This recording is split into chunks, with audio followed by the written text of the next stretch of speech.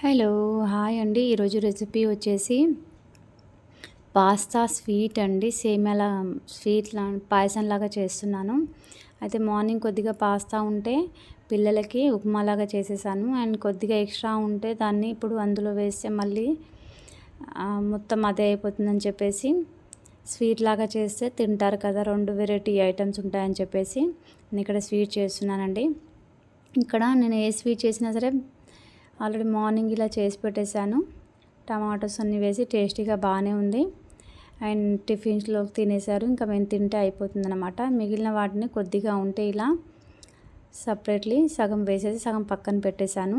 ఇప్పుడు ఈ బగోనా వచ్చేసి ఏ స్వీట్ చేసినా నేను బగోనాను వచ్చేసి కొద్దిగా వేడి వాటర్‌తో వాష్ చేస్తానండి. కొంత అటు ఇటు తిప్పడం వల్ల మనకు ఆ బగోనాలో ఏదో ఉప్పు, కారంకి సంబంధించిన ఏదన్నా ఘాటు అనేది ఉంటే అది వెళ్ళిపోతుందనమాట. ఈ టిప్ మీరు నచ్చితే ఫాలో అవ్వండి. స్వీట్స్ పాలు వేడి చేసేటప్పుడు ఇది యూజ్ చేయండి. ఇక్కడ బగోనా వచ్చేసి వేడి చేయడానికి నేను పెట్టేశానండి. ఇది వేడవ్వగానే ఇప్పుడు ఇందులో ఒక స్పూన్ నెయ్యిని వేసేసుకుందాం మనం. వీటిని మనం గోధుమ పిండితో కూడా చేసుకోవచ్చండి. పాల తాళాలు సంథింగ్ ఏదో అంటారు. తెలుగులో అయితే నాకు అంత పేరు తెలియదు. మేము వచ్చేసి గోడే అంటాం అన్నమాట. అవి వాటితోనే చేసేసుకోవచ్చు. ఇక్కడ పాస్తాతో చేసినా కూడా చాలా బాగుంటుందన్నమాట. ఇక్కడ 1 టేబుల్ స్పూన్ నెయ్యిని ఎక్కువనైతే యూజ్ చేయట్లేదండి. జస్ట్ డ్రై ఫ్రూట్స్ ఫ్రై చేయడానికి మాత్రం ఇక్కడ నెయ్యిని నేను యూజ్ చేస్తున్నాను. స్వీట్ చేసినప్పుడు మాత్రమే ఎక్కువ శాతము నెయ్యి అనేది యూజ్ అవుతుందన్నమాట. నెయ్యి వేడవగానే నేను ఇక్కడ డ్రై ఫ్రూట్స్ అనేది కట్ చేసి పెట్టుకున్నాను. కొద్దిగా లావుగానే కట్ చేసుకున్నాను. కొబ్బరి, బాదాం, కాజు, కిస్మిస్లను ఇక్కడ వేస్తున్నాను. కొద్దిగా లావుగా, ఎందుకంటే పాస్తా కూడా లావుగా ఉంటుంది కదా, తినేటప్పుడు వాటితో పాటు సమానంగా మనకు తింటుంటే అవి అక్కడక్కడ తగులుతూ ఉంటే చాలా బాగుంటుంది అన్నమాట టేస్ట్. అండ్ కొబ్బరి టేస్ట్ అయితే స్వీట్లలో పాయసం ఏదైనా చేసినప్పుడు కొబ్బరి స్మెల్ ఆ టేస్ట్ నములుతూ ఉంటే అది చాలా బాగుంటుంది అన్నమాట. ఇక్కడ ఒక చిన్న కటోరలో వచ్చేసి నేను ఇక్కడ కొద్దిగా గోధుమ పిండి తీసుకున్నాను. ఈ గోధుమ పిండిని వచ్చేసి కొద్దిగా వాటర్ వేస్తూ కొద్దిగా పేస్ట్ లాగా చేసేసుకోవాలన్నమాట. మనం పిండి చారులో పిండిని ఎలాగైతే కలుపుతామో అలా జారులాగా కలిపేసుకోవాలి. ఎందుకంటే థిక్నెస్ కోసం అన్నమాట. మనకు థిక్గా ఉండాలి కదా పాయసము, అందుకని చెప్పేసి ఇక్కడ కొద్దిగా వాటర్ని వేసేసుకుంటూ కలిపేసుకోవాలన్నమాట. మనం చూసేసుకుంటూ కొద్దిగా వాటర్ని అనేది వేసేసుకోవాలి. నేను ఆల్రెడీ కొద్దిగా వాటర్ని వేసేసుకొని కలిపేసుకున్నాను.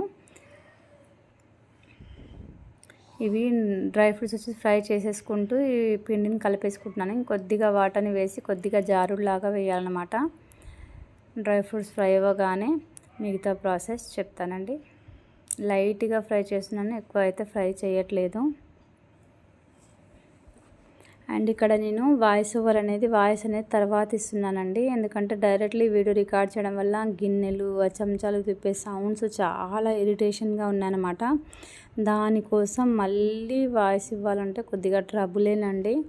ఎందుకంటే మనం చేస్తున్న పని అప్పటికప్పుడు వాయిస్ అనేది ఇస్తూ ఉంటే మనకు ఆ శ్రమ అనేది తగ్గుతుందన్నమాట. తర్వాత ఒకసారి ఏం చేసామా, అసలు ఏం మాట్లాడాలన్నా ఒకసారి అర్థం కాదనమాట.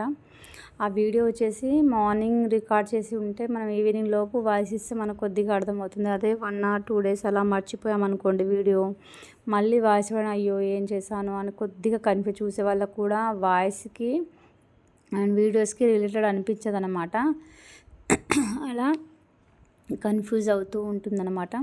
ఇక్కడ డ్రై ఫ్రూట్స్ ఫ్రై చేయగానే ఇక్కడ 3 గ్లాస్ ఆఫ్ వాటర్ అనేది వేస్తున్నాను అనమాట. మీరు ఎంత క్వాంటిటీలో చేయాలనుకుంటే ఎంత అనమాట అన్ని వాటర్ వేసేసుకోండి. నేను ఇక్కడ 3 గ్లాస్ వాటర్ అనేది ఇక్కడ యాడ్ చేసేసుకొని ఇక్కడ మూత పెట్టేసి ఆ నీళ్లు మరిగేంత వరకు మనం ఇక్కడ మూతతో కవర్ చేసేసుకుందాం. నేను వీడియో మాత్రం ఫుల్గా చూపించట్లేదండి, ఎందుకంటే చాలా లెంతీగా అయిపోతుంది, మీరు చూడడానికి కూడా టైం వేస్ట్ కదా. ఎక్కడెక్కడ మెయిన్ చూపించాలో అక్కడే చూపిస్తున్నాను. ఆ వాటర్ అంతా బాయిల్ అయ్యేంత వరకు నేను ఆపేసి మళ్ళీ వాటర్ బాయిల్ అయ్యాక చూపిస్తున్నాను. ఇప్పుడు మనం ఏదైతే కటోరాలో గోధుమ పిండిని కలిపేసుకున్నాం కదా, ఆ కలిపేసుకున్న పిండిని ఇప్పుడు ఇందులో వేసేసుకుందాం. ఇలా వేసుకున్న పిండి మొత్తం చిక్కబడేంత వరకు కొద్దిగా 2 నిమిషాలు కలిపేసుకోవాలి.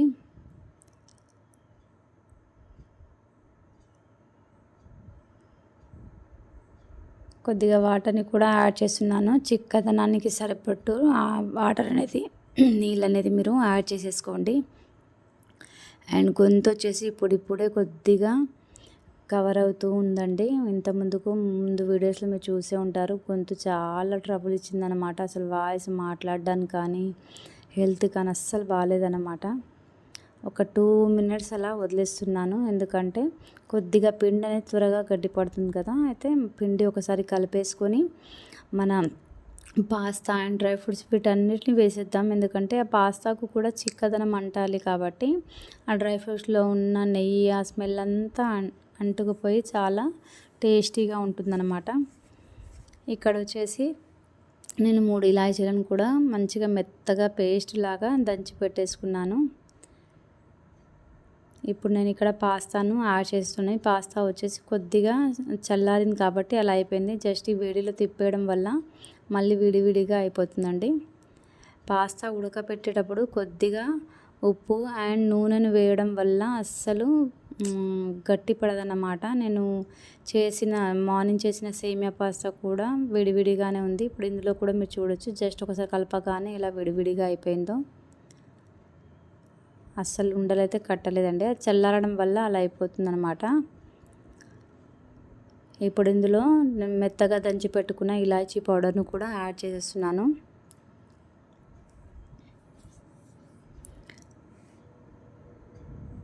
కొద్దిగా ఒకసారి కలిపేసుకుంది. ఎందుకంటే ఇలాచీ పౌడర్ ఉండలు కట్టకుండా ఉండడానికి.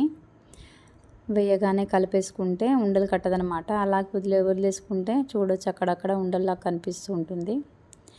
ఇప్పుడు ఫ్రై చేసిన డ్రై ఫ్రూట్స్ అన్నిటినీ ఇక్కడ వేసేస్తున్నాను. ఇప్పుడు ఒకసారి మొత్తం కలిపేసుకొని 2 నిమిషాలు అలా వదిలిపెట్టుకున్న తర్వాత షుగర్ అనేది మీరు ఎంత తింటారో అంత యాడ్ చేసుకోండి. అండ్ ఇదైతే నార్మల్ రెసిపీ అండి. పిండితో కంటే ఇలా చేయడం చాలా ఈజీ అన్నమాట. మీరు ట్రై చేయండి. నచ్చితే లైక్ అండ్ ఛానల్ సబ్స్క్రైబ్ చేసుకోవడం మర్చిపోకండి.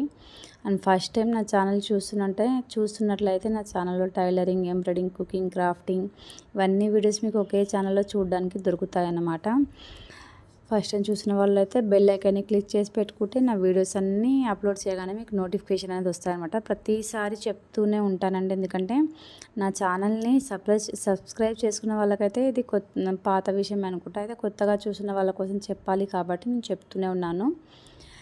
అండ్ రొటీన్ మాటే అనకుండా, ఎందుకంటే నా ఛానల్ని ఇంట్రడ్యూస్ చేసుకుంటేనే కదా కొత్తగా చూసే వాళ్ళకు తెలిసేది అదనమాట. షుగర్ వచ్చేసి నేను ఇక్కడ 1.5 కప్ అయితే వేసేసుకున్నాను. చిన్న కప్పే. మీరు ఎంత స్వీట్ తింటారో అంత స్వీట్కి తగ్గట్టు మీరు వేసేసుకోండి. 2 నిమిషాలు ఇక్కడ ఉడకడానికి పెట్టేసుకుంటానండి. ఇది వండుతూ ఉంటే మధ్యలో కరెంటు పోయిందండి. జస్ట్ 2 మినిట్స్ అలా మూత పెట్టగానే కరెంట్ అనేది పోయింది. ఆ కొద్దిగా లైట్ అనేది డిస్టర్బెన్స్గా ఉందనమాట. ఇలా 2-3 నిమిషాలు ఉడికిన తర్వాత కొద్దిగా దగ్గర పడగానే స్టవ్ ఆఫ్ చేసుకోండి. ఇదండి ఈరోజు రెసిపీ. నచ్చితే లైక్ అండ్ ఛానల్ సబ్స్క్రైబ్ చేసుకోవడం మాత్రం మర్చిపోకండి. ట్రై చేయండి. ఎలా ఉందో చేశాక కామెంట్ చేయండి. మీ పిల్లలకు వండి పెట్టి టేస్ట్ చేయించండి. ఇలా కొంచెం డిఫరెంట్గా చేయడం వల్ల వాళ్ళకు కొద్దిగా ప్రతిదీ ఏదో ఒకటి వెరైటీ చేసుకుంటారు కదా అని చెప్పేసి నేను స్కూల్కి వెళ్ళొచ్చాక ఏదో ఒకటి చేస్తూనే ఉంటారనమాట పిల్లలు. అలా అయితే వచ్చాక అమ్మ ఏదైనా చేస్తూ ఉంటుందని చెప్పేసి వాళ్ళకంటూ ఒక ఆశ ఉంటుంది కదా. ఇలా చిన్న పిల్లలు కదా, ఏదో ఒక ఆశ పెట్టించి స్కూల్కి పంపించాలన్నమాట. ప్లేట్కున్నంత నెయ్యిని ఇలా వేడి చేసి మళ్ళీ అందులో వేసేసుకుంటాను. ఇదండి recipe. Thanks for the watching my video.